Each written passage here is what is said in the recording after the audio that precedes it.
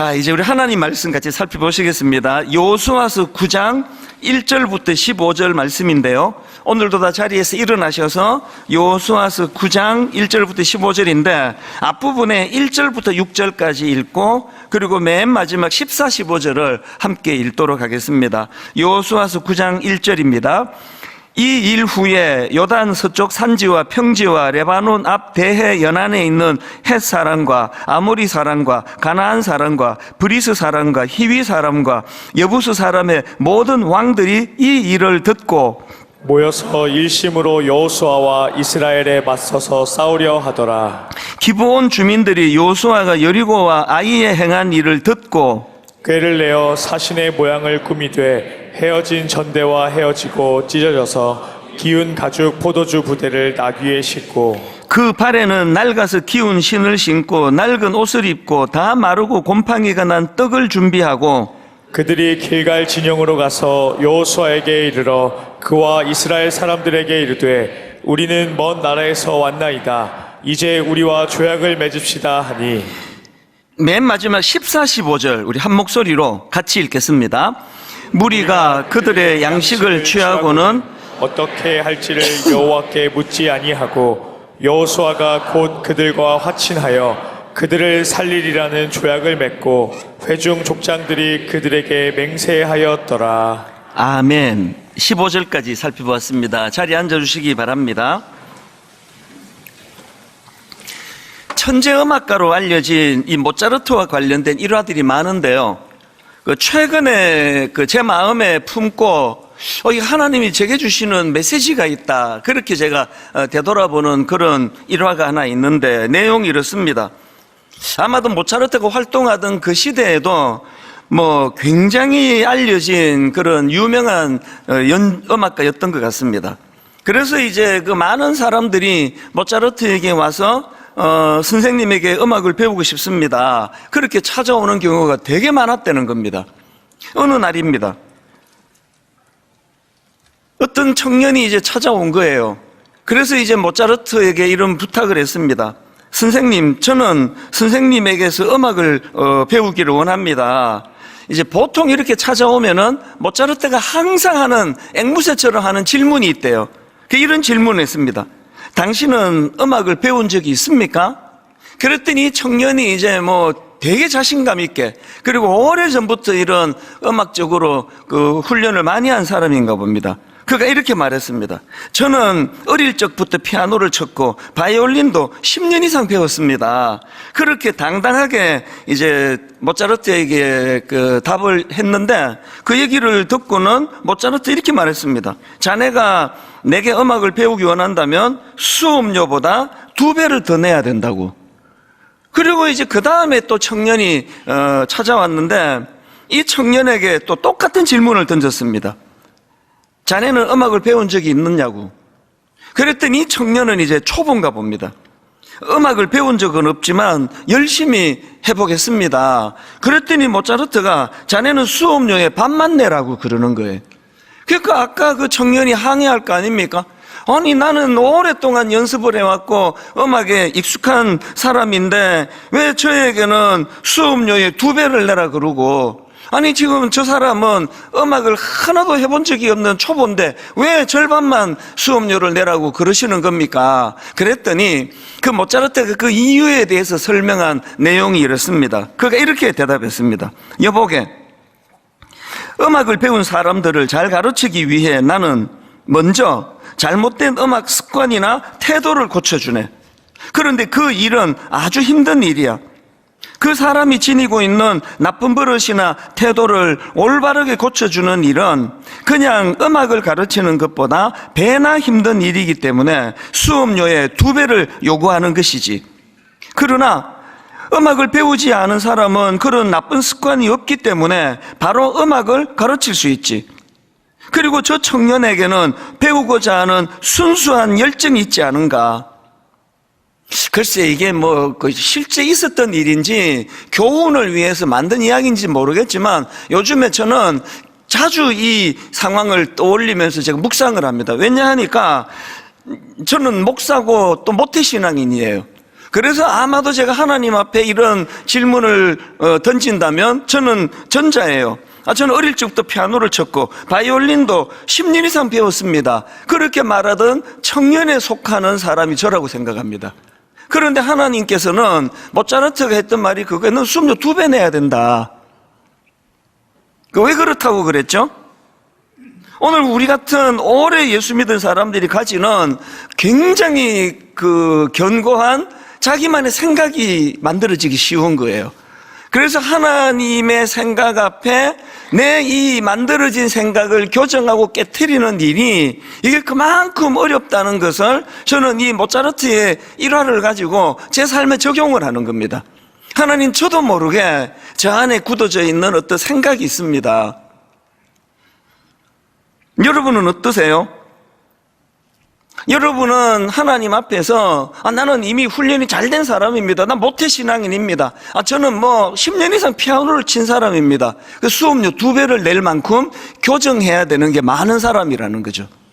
어떤 면에서는 처음 예수 믿으시는 분들이요, 말씀을 받아들이고 신앙을 받아들이기가 훨씬 수월하다는 걸 저는 지난 10수년 동안 눈으로 목도를 하면서 여기까지 왔습니다.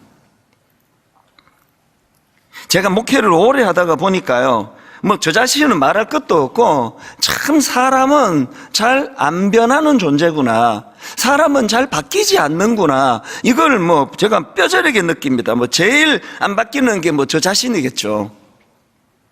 항상 나는 올바른 길을 선택하고 항상 내 생각은 옳다는 이 전제가 거의 대부분의 사람들이 다 있는 증상이에요. 그래서 결혼을 하면 신혼 때 수년 동안 서로가 괴로움을 가지면서 싸우고 하는 게 다 그 문제예요. 인간이 가지고 있는 건요, 나랑 다른 건 다 틀렸다 그래요.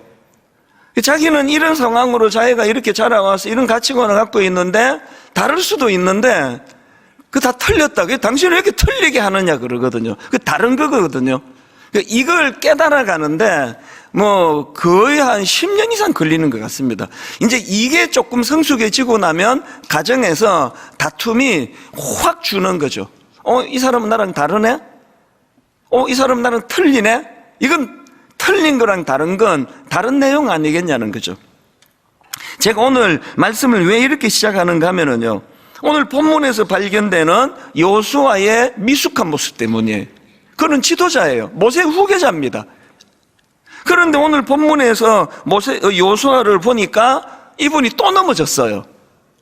이번에는 적의 속임수에 넘어가 버렸습니다. 그게 오늘 본문 여호수아 9장 3절 4절인데 세 번역입니다. 히위 사람인 기브온 사람 주민들은 여호수아라는 사람이 여리고성과 아이성에서 한 일을 듣고서 여호수아를 속이기로 결정하였다.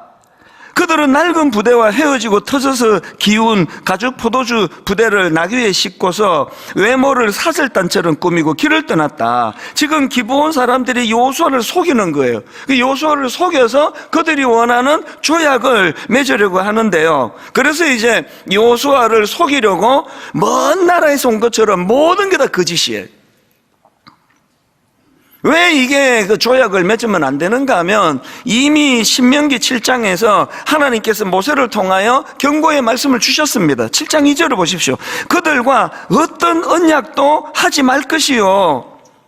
왜 이런 경고의 말씀을 주시는가 하니까요, 그 다음 4절에 그 이유가 설명이 됩니다. 그가 너의 아들을 유혹하여 그가 여호와를 떠나고 다른 신들을 섬기게 함으로, 이거 여러분 방심했다가 나중에 너무너무 비극적인 역사를 이스라엘이 지금 맞이한 거 우리 다 알고 있지 않습니까? 이걸 가볍게 생각한 거죠. 여호수아에게 왜 이런 증상이 있을까요?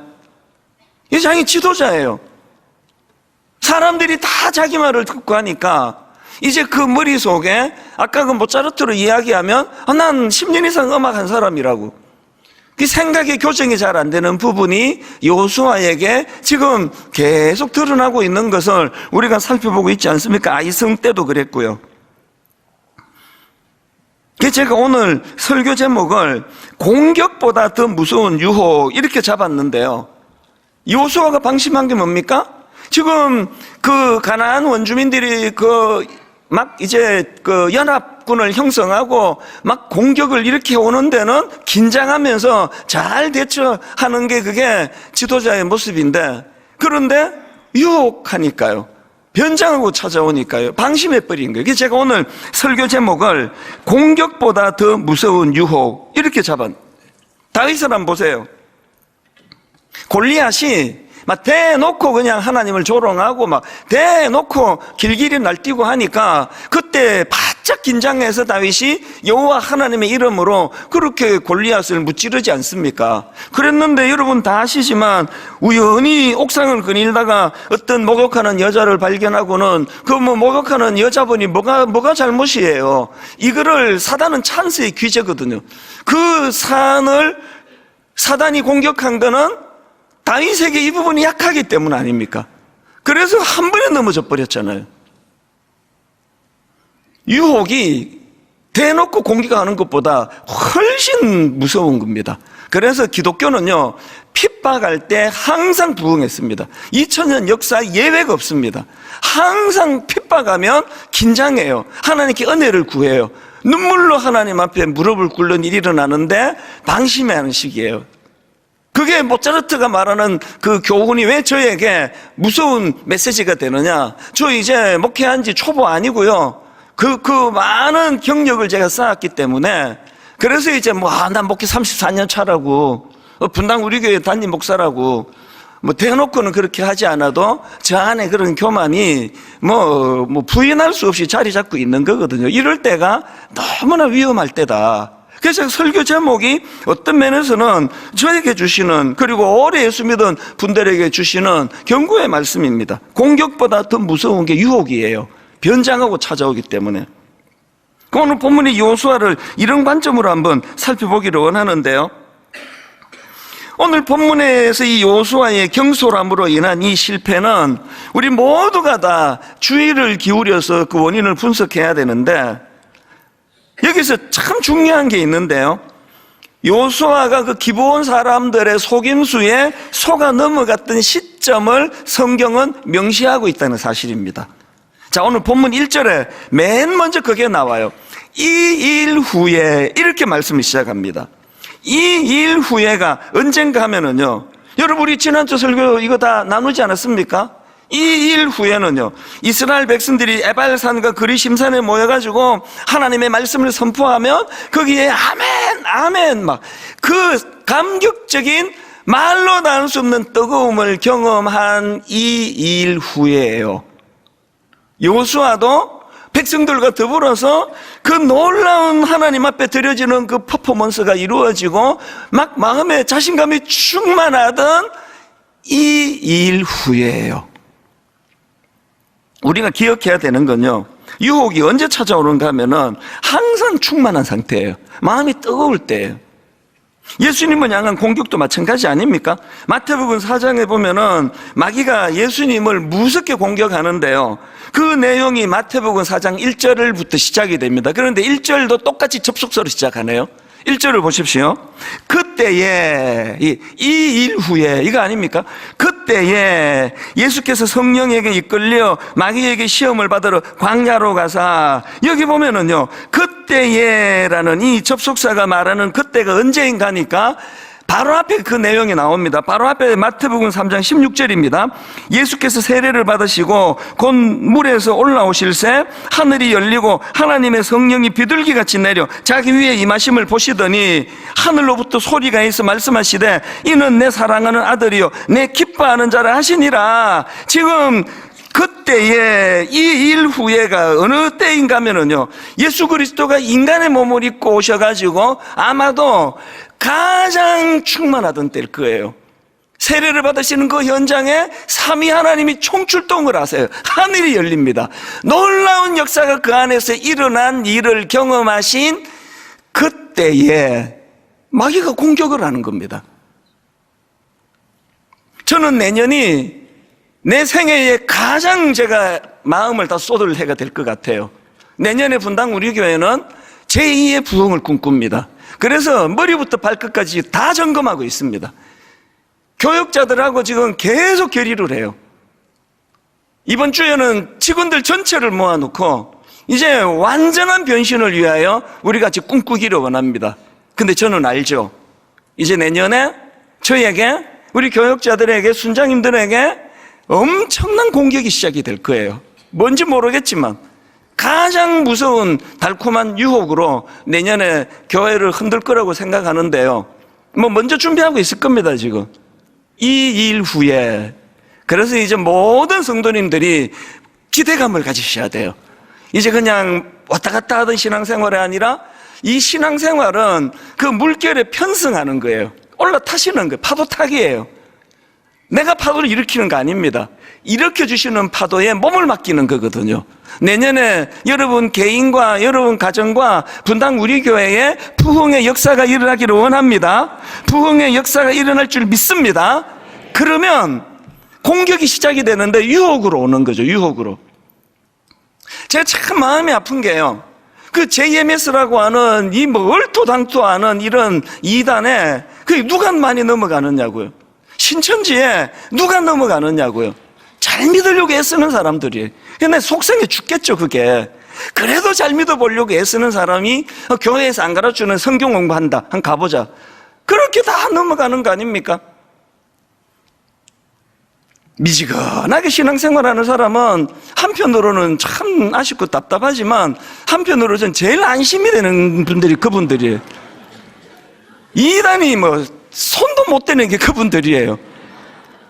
교회에서 안 가르쳐주는 성경 공부하자 그러면 참 교회에서 하자는 것도 안 하는데 내가 무슨 정성이 있어가지고 거길 따라가느냐. 그래서 오늘 여기 참 사랑하는 내가 안심해도 되는 많은 분들이 예배를 드리는데요, 그분들도 이제 주님 앞에 각성해야 됩니다. 내년에 한번 우리가 그 사단이 공격을 하는데 거기에 넘어가지 않을 방법들을 오늘 제가 가르쳐 드릴 거니까요, 우리 같이 꿈을 꾸면서 이런 의미에서 저는 이제 지난 한 해를 되돌아볼 뿐만 아니라 이제 내년에 우리가 함께 꿈꾸면서 오늘 요수아가 어떻게 하다가 이런 유혹에 넘어지는 어리석은 일을 범했는가. 그래 이걸 우리가 이제 피하기 위해서 제가 두 가지 제안을 드리고 싶은데요.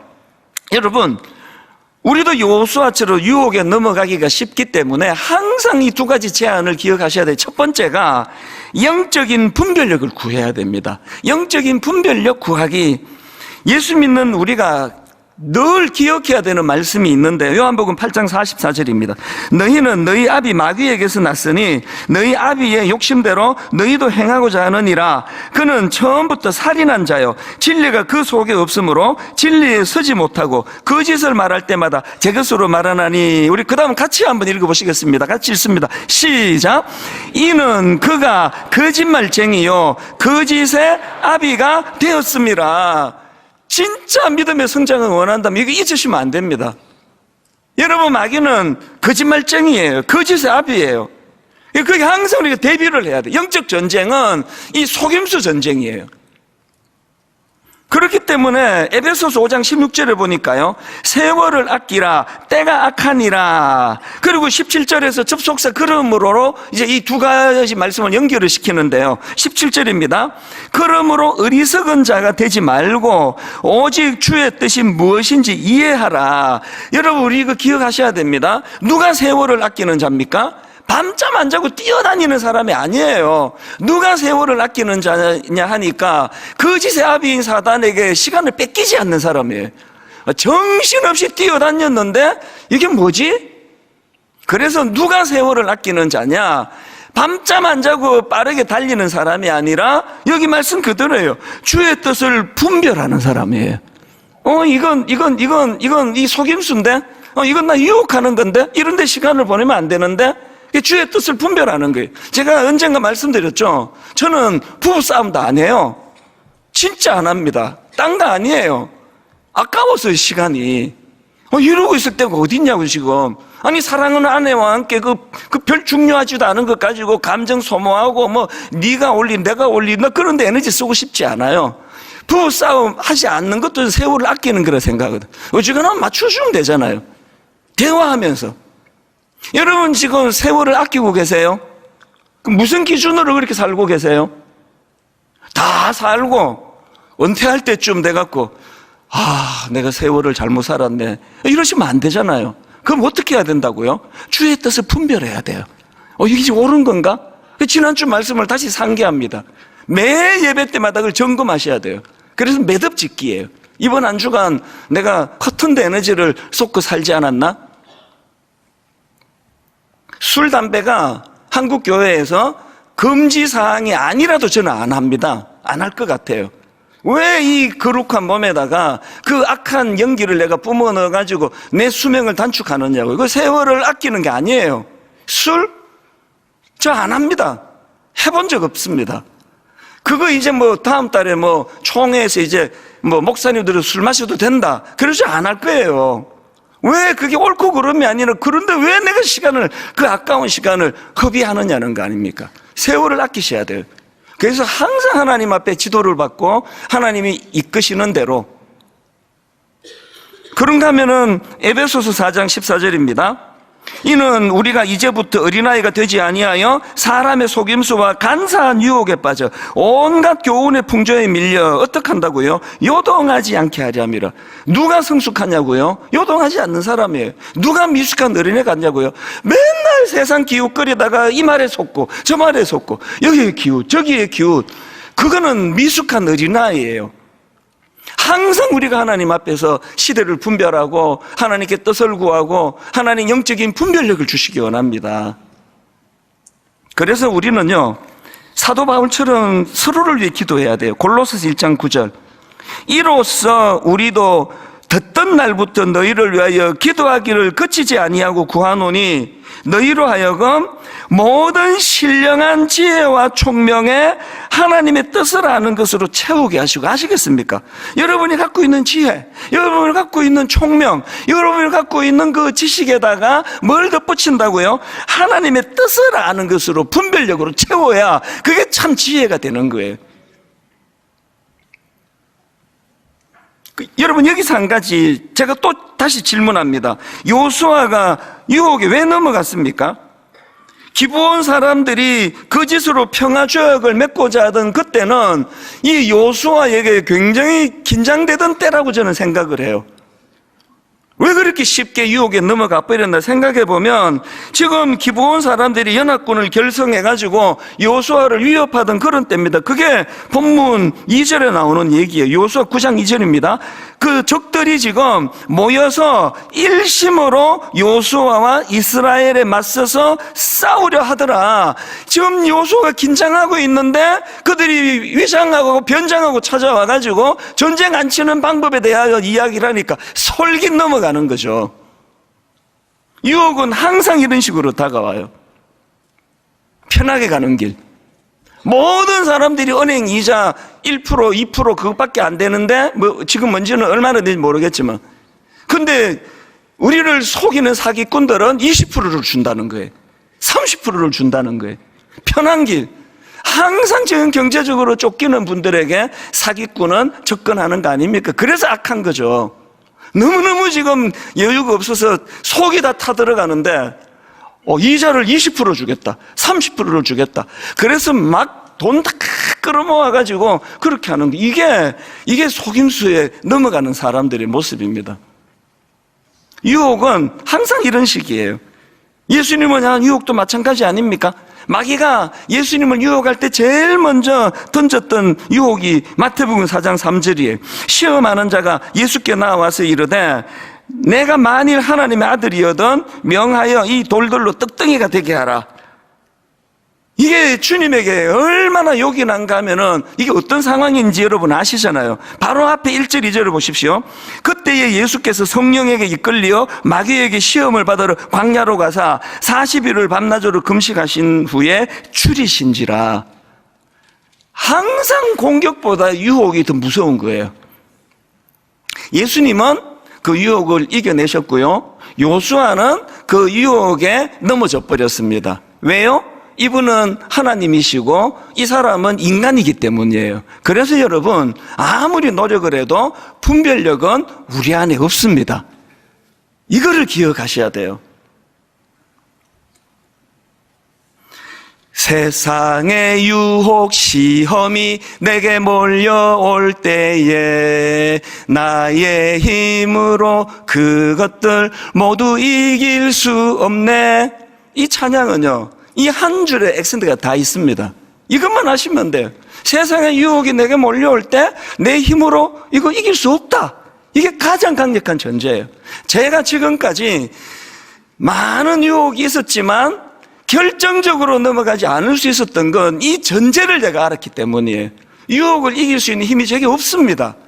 그래서 3절에 보면은요, 다 정리를 해줍니다.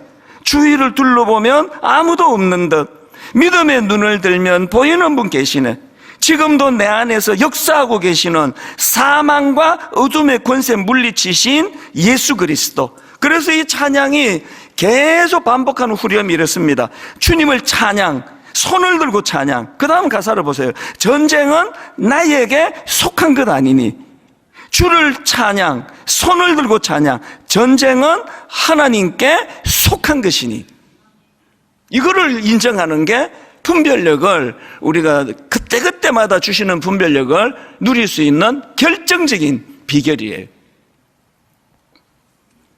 저도 좀 똑똑하고 여러분은 저보다 더 똑똑하고 그래서 보이스 피싱? 그거 그 어리숙한 사람이나 당하지 이렇게 생각하시죠?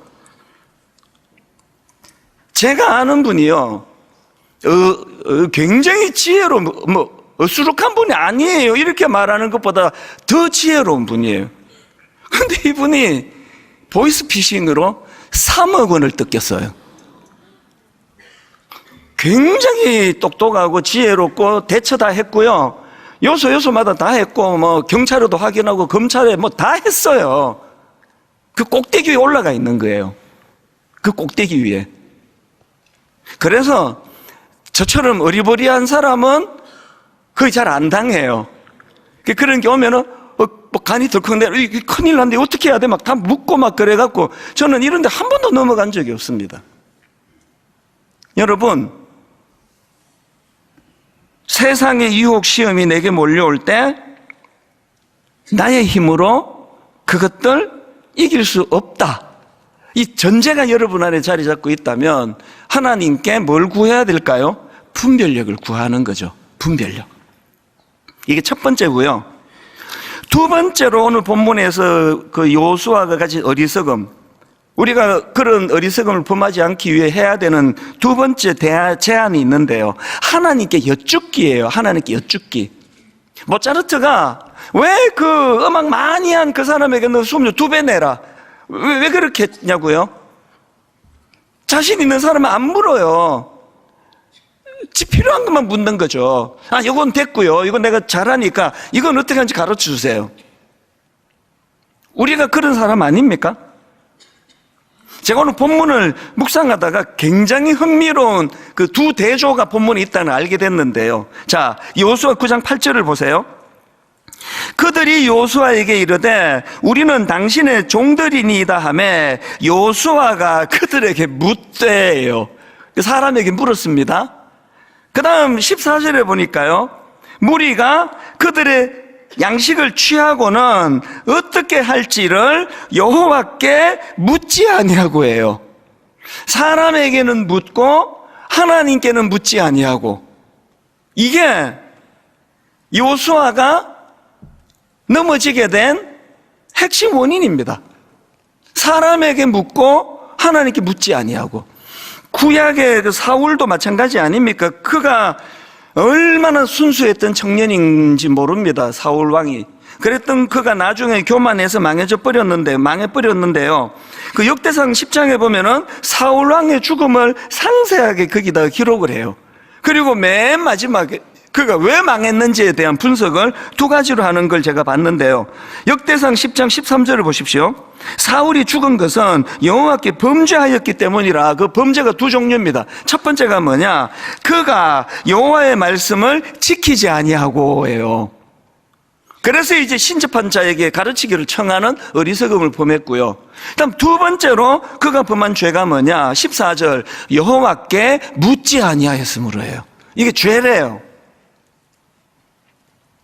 어떻게 그렇게 순수했던 청년이 이렇게 몰락해 버렸나? 범죄로 그렇대요. 묻지 않는 거. 다윗도 마찬가지 아닙니까? 다윗은 늘 여쭙는 게 그 사람의 그 트레이드 마크잖아요.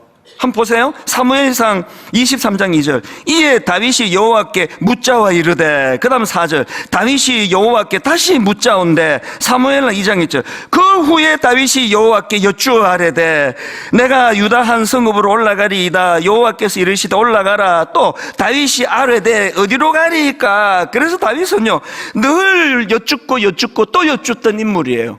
그래서 다윗이 우리에게 너무나 좋은 공식을 하나 만들어줬습니다. 다윗은요, 이 공식이요, 묻고, 듣고, 순종하기. 이게 참 마음에서 울림이 있는 공식이에요. 묻고, 듣고, 순종하기. 이랬던 다윗인데요. 놀랍게도 제가 앞에서 말씀드렸던 목욕하는 여자를 보고 옥상을 어실렁거리고 멀리서 목욕하는데 심히 아름답다. 그건요, 그 여자가 이렇게 육신으로 이게 뭐 뚱뚱하네, 홀쭉하네, 뭐 몸매가 좋네, 이게 아니에요. 마음에서 이미 그 안에서 욕구가 일어난 거예요. 그 인생의 오점을 남기게 만드는 절체절명의 위기의 상황에서 그렇게 묻기를 잘하던 다윗이 묻지 않습니다. 자, 이건 이제 결정해요. 저 여자 수소문해서 데려와라. 이게 제가 그 대학교 다닐 때 떠돌던 조크인데요. 이게 진짜 한 90%는 다 아실 텐데, 그리고 또 막 이제 여성의 외모를 갖고 하는 조크라서 이거를 안 써야 되겠다 생각했는데, 제가 이거를 써야 되는 이유가 이제 그 다음 설명 때문이에요. 그거를 이제 제가 읽은 그 유머는 이제 신부님을 갖고 이제 신부님이 그 수녀 두 분과 이제 택시를 탔습니다. 이쪽에는 굉장히 예쁜 수녀님이고, 이쪽에는 좀 뭐 예쁘지 않은 수녀님이고 뭐 이제 그렇게 하는데, 제가 이거를 신부님을 갖다 대면 안 되니까 그냥 목사님으로 바꿔봤어요. 어떤 목사님이 전도사님 두 분과 택시를 타고 갔습니다. 왼편에는 좀 예쁜 전도사님이 타셨고, 오른편에는 뭐 평범한 외모를 가진 전도사님이 타셨어요. 그래서 이제 이 택시가 좌회전을 하면은 왼쪽에 좀 얼굴이 평범한 전사님 쪽으로 쏠리기도 하고, 또 예쁜 전사님 쪽으로 전사님은 빼고 그냥 여성으로 바꿀게요. 그래서 그런 여성 쪽으로 쏠리는데, 이제 이 젊은 목사님이 이제 기도를 하는 거예요. 어떻게 기도하는가 하니까, 이 평범한 외모를 가진 여성 쪽으로 몸이 쏠리면은 시험에 들지 않게 하옵소서. 그렇게 기도를 하고요. 아주 예쁜 여성 쪽으로 기울어지면 주여 뜻대로 하옵소서. 그렇게 기도를 했다는 거예요.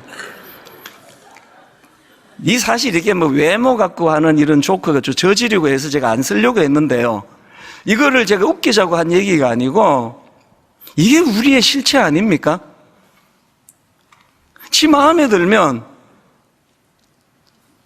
막 매달려가지고 주님 뜻대로 해달라 그러고, 자기 마음에 안 드는 건 시험에 들지 않게 해달라 그러고. 다윗이 지금 그 모양 아니냐고요. 그렇게 묻기를 잘하던 다윗인데 지금 멀리서 목욕하는 여자 마음에 쏙 든 거예요. 수소문해서 부르고 싶은 거예요. 안 물어요. 왜 안 묻습니까? 물으면 하나님 뜻을 말할 거니까. 너 정신 나갔냐? 스톱! 안 돼! 그건 안 묻는 거예요. 아까 뭐 내가 신부님, 막 젊은 목사님 이렇게 갖다 붙였지만요, 하고 싶은 메시지가 그거 우리 아닙니까? 자기 마음에 드는 외모를 가진 쪽으로 가면은 막 이제 뭐 주님 뜻대로 해달라 그러고.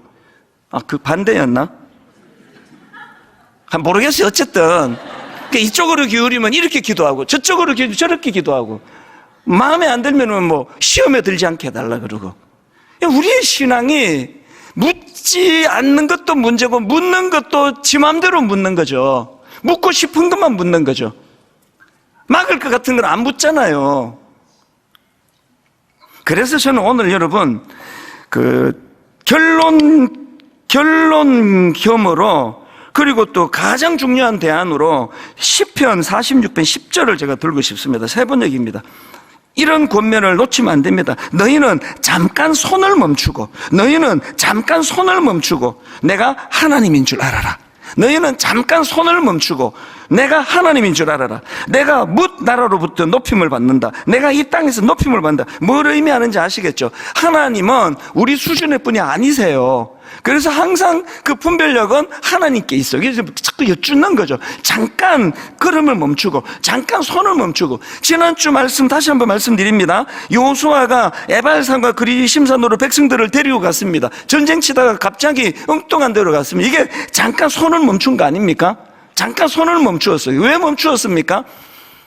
그 공명이 잘 되는 골짜기에서 에발산과 그리심산으로 나누어 백성들을 세워놓고 하나님의 말씀을 선포하고, 어떤 말씀이 선포되든지 간에 그것을 수용하며 아멘, 아멘, 아멘, 그 놀라운 광경이 벌어졌는데, 이걸 제가 퍼포먼스라 그랬습니다. 이 위험한 단어예요. 퍼포먼스는요, 여러분이 다 아시겠지만 공연, 연주회 이런 뜻이에요. 이게 만약에요, 관객이 사람이라면요, 이 퍼포먼스는 쇼예요. 예배가 퍼포먼스면 큰일 나요. 누구에게 보여주려고 하면 이거 쇼예요. 그래서 제가 퍼포먼스를 단어를 썼습니다. 왠지 아십니까? 오늘 그 에발산과 그리심산에서 온 백성들이 가슴 터질 그런 놀라운 일들을 왜 내가 퍼포먼스라 그랬냐니까, 관객이 하나님이세요. 그래서 골짜기에 가서 한 거 아닙니까? 사람에게 보여준 거 아니거든요. 잠깐 손을 멈추고 내가 하나님인 줄 알아라. 그래서 매 예배 때마다 우리가 하나님 앞에 내 가장 최고의 정성으로 하나님께 연주를 드려야 돼요. 온 정성을 다해. 사람 의식하지 아니하고. 그런가 하면은 소그룹에서도 퍼포먼스라 그랬잖아요. 주일 예배 때는 여러분이 마음껏 표현하기 어려워요. 이건 설교자 혼자 설교하는 시간이기 때문에. 그래서 소그룹을 살리자는 거예요. 이제 저는 내년 3월 눈 빠지게 기다리고 있습니다. 여러분, 그 옛날에 한 번도 다락방을 안 가보신 분이나, 옛날에 그냥 다락방 한번 갔더니 막 아이 재미 하나도 없네 그래가지고 선입견으로 안 가신 분, 내년에 한번 마음을 돌이켜 가보세요. 어떻게 변화가 되는지. 하나님 앞에 퍼포먼스가 벌어질 거예요. 우리 작은 한 8, 9 이렇게 모이셔가지고, 이번에 회사에 가가지고 내가 큰일 날 뻔했잖아요. 내가 너무너무 그런 그 유혹에 넘어가가지고 이거 결제했으면 뭐 큰일 날 뻔했는데 하나님이 어떻게 막아주셨는지 분별력을 주셨다고, 그것들을 나누는 게 다락방이 돼야 돼요. 또 반대로 억장이 무너지면서 내가 너무너무 미련하다고, 내가 하나님께 여쭙지 않고 내 마음대로 이렇게 사인했다가 내 집 회사에서 내가 지금 너무 어려운 일을 눈물을 펑펑 쏟으면 모든 다락방 식구들이 손을 잡고 함께 울어주는 이런 일들이 다락방에 일어나기를 원한다는 거죠. 다락방은 이거 하는 모임이야, 저거 하는 모임이 아닙니다. 모든 걸 다 하는 게 다락방이에요. 서로 사랑하고 서로 격려하고 서로 축복하고. 그런데 누구 앞에서? 하나님 앞에서예요. 그래서 이 다락방에서의 모든 손짓, 발짓, 몸짓, 우리의 언어 전부가 하나님께 드려지는 퍼포먼스가 돼야 돼요.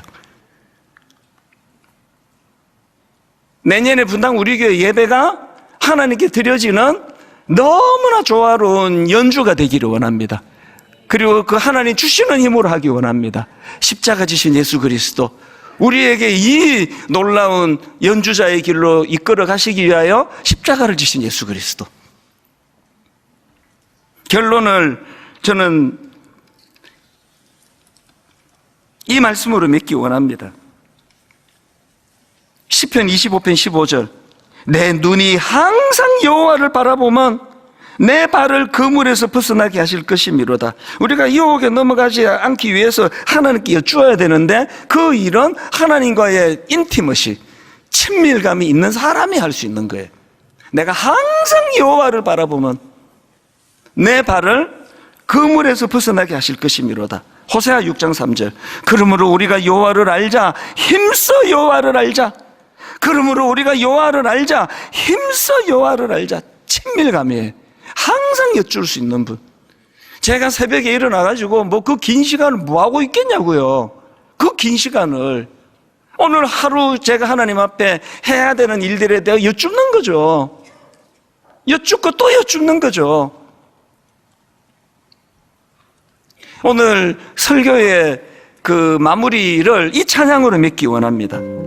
세상의 유혹 시험이 내게 몰려올 때 가장 강력한 전제, 나의 힘으로 그것들 모두 이길 수 없다, 이 전제예요. 그래서 전쟁은 나에게 속한 게 아니고 전쟁은 하나님께 속한 것이다. 그분께 여쭙는 거예요. 분별력을 구하는 거예요. 우리가 이 순결한 마음을 하나님께 찬양으로 올려드릴 때 내 실패, 내 실수, 내가 가진 눈물, 내가 가지고 있는 이 여러 가지 아픈 마음들을 하나님 앞에, 거룩한 하나님 앞에 올려드리면 그게 여러분이 하나님께 드려지는 찬양의 재료가 되는 거예요. 이 시간에 하나님 관객이세요. 그분이 힘을 주세요. 힘을 받아야 또 한 주를 살아내거든요. 우리 찬양, 그냥 부르는 찬양이 아니라 관객 되시는 예수 그리스도, 또 우리에게 힘을 주실 예수 그리스도, 내가 의지할 그분 예수 그리스도, 그분 앞에 우리가 마음을 들이면서 함께 찬양으로 고백하기 원합니다. 세상의 유혹 시험이 내게 몰려올 때에 선포합니다. 나의 힘으로 그것들 모두 이길 수 없네. 거대한 폭풍 가운데 위축된 나의 영혼, 어찌할 바를 몰라 헤매이고 있을 때, 여러분 바로 그 순간이 찬양하는 시간입니다. 주를 찬양, 손을 들고 찬양. 전쟁은 나에게 속한 것 아니니 주를 찬양,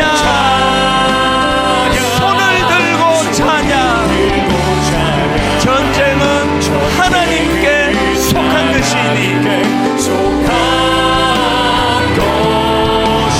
거짓과 속임수로 가득 찬 세상에서 우리 모두가 다 혼란한 인생, 어디로 갈지 몰라 머뭇거리고 있네. 공중의 권세 잡은 자, 거짓의 아비, 지금도 우리들을 실패와 절망으로 넘어뜨리려 하네. 그런 난감한 순간에 주님을 찬양합니다. 주를 찬양, 손을 들고 찬양. 전쟁은 나에게 속한 것 아니니 주를 찬양, 손을 들고 찬양.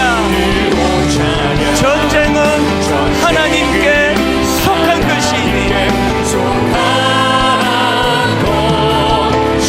주위를 둘러보면 아무도 없는 듯, 그런데 그 순간 믿음의 눈을 들면 보이는 분 계시네.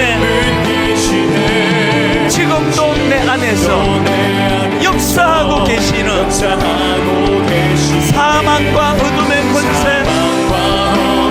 물리치신 예수님, 그 주님을 찬양합니다. 주를 찬양, 손을 들고 찬양. 전쟁은 나에게 속한 것 아니니 주를 찬양, 손을 들고 찬양.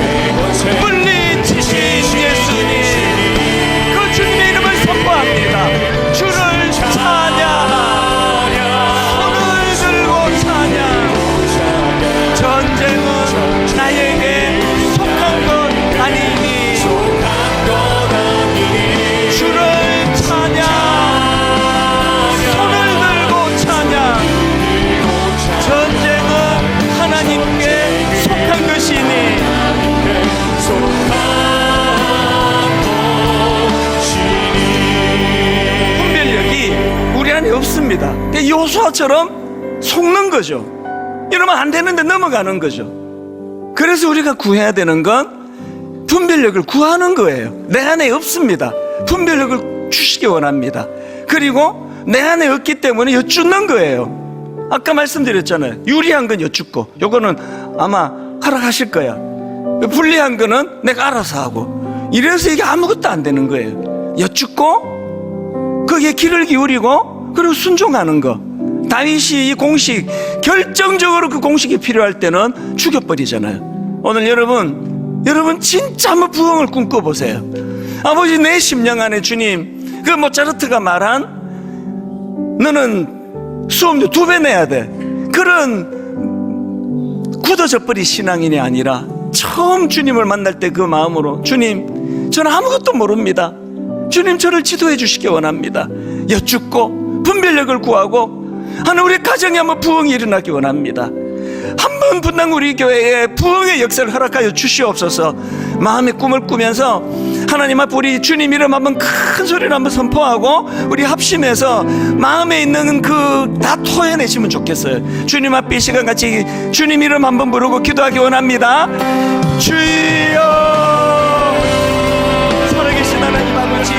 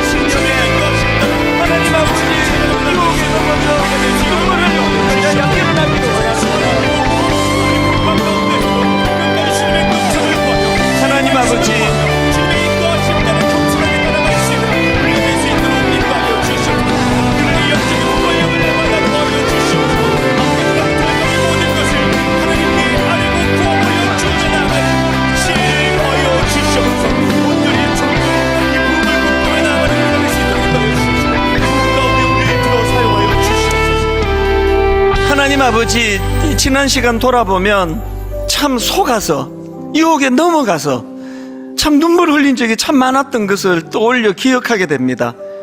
하나님, 세상은 온통 우리를 혼미하게 만드는 것밖에 없습니다.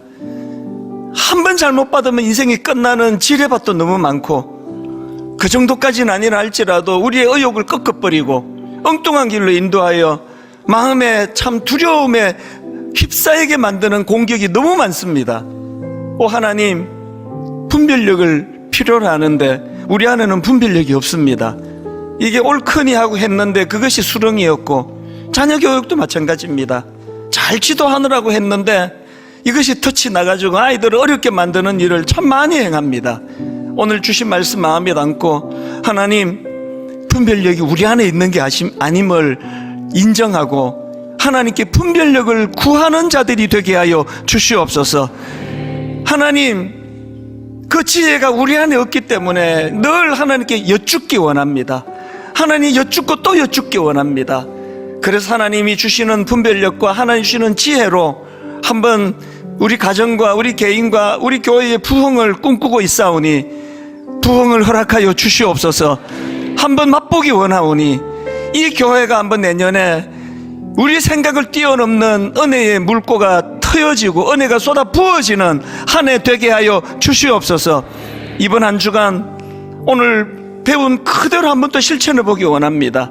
직장에서, 가정에서, 자녀 교육에서 하나님께 여쭙고 또 여쭙고 분별력을 구하면서 이렇게 하니 참 이런 열매가 있구나, 이것을 경험하고 맛보는 한 주간으로 주님 인도하여 주시옵소서. 우리 주 예수 그리스도의 은혜와 하나님 아버지의 다함없는 사랑과 성령님의 감동, 감화, 위로, 교통 충만하심의 역사가 하나님 주신 은혜 쏟아버리지 않도록, 악한 것들이 유혹할 때 넘어지지 않도록 주님께 여쭙고 분별력을 구하며 그렇게 승리하는 한 주 되기로 열망하며 예배하는 모든 주의 자녀들 머리 위에 지금부터 영원토록 함께 하시기를 간절히 축원하옵나이다. 아멘. 지금은 선교 헌금 시간입니다. 이 예배를 통해 삶 가운데 은혜와 회복이 충만하시길 간절히 기도합니다.